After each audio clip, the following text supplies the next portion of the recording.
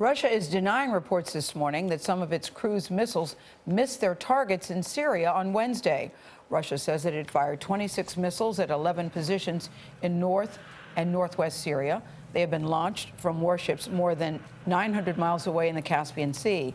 But U.S. officials believe at least 4 of those missiles landed in Iran. The Russian escalation is one of the top topics that Steve Kroft asked President Obama about in a new interview for this Sunday's 60 Minutes. Here's a preview. A year ago when we did this interview, there was some saber rattling between the United States and Russia on the Ukrainian border. Now it's also going on in Syria.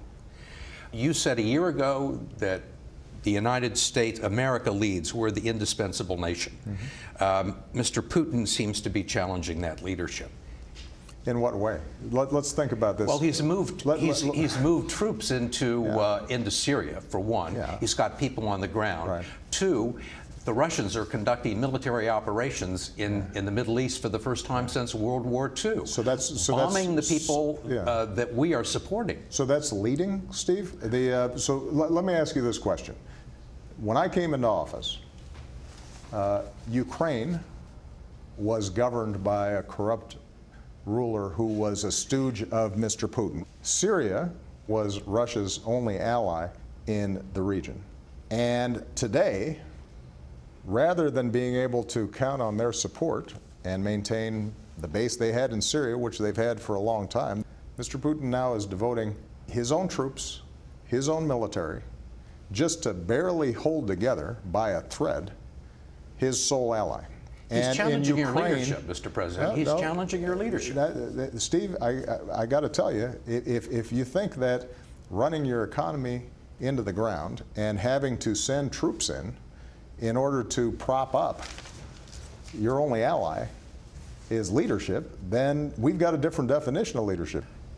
Steve Kroft is here. Good morning. Mr. Kroft. I know. You've interviewed him many times. He seemed especially feisty this time. What does he say he's going to do about what Russia is doing in Syria?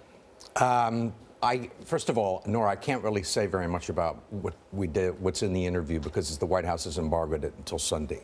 But you know, mostly he defends the positions that he's taking, and he's taken already. I mean, but we talk about pretty much everything. We talk about ISIS. We talk about a lot about Vladimir Putin, the inability of the United States to identify and recruit and train any kind of a moderate force in Syria. We talk about his leadership, whether it's strong or whether the U.S. is projecting strength or weakness in the Middle East.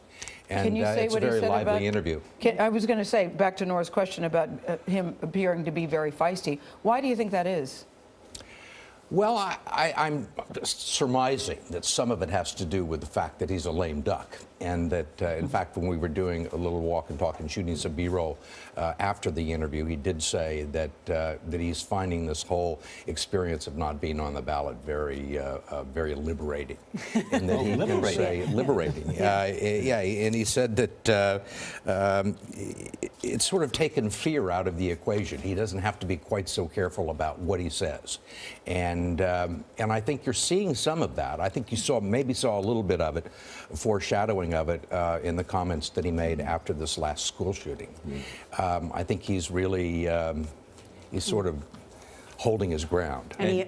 And he knows these things will extend beyond his watch and his ability to impact. Right. We also talked about Boehner, and we talked about the situation with the Republican in Congress. Can't wait. 60 Minutes on Sunday. Steve, looks really good. Thank you so much.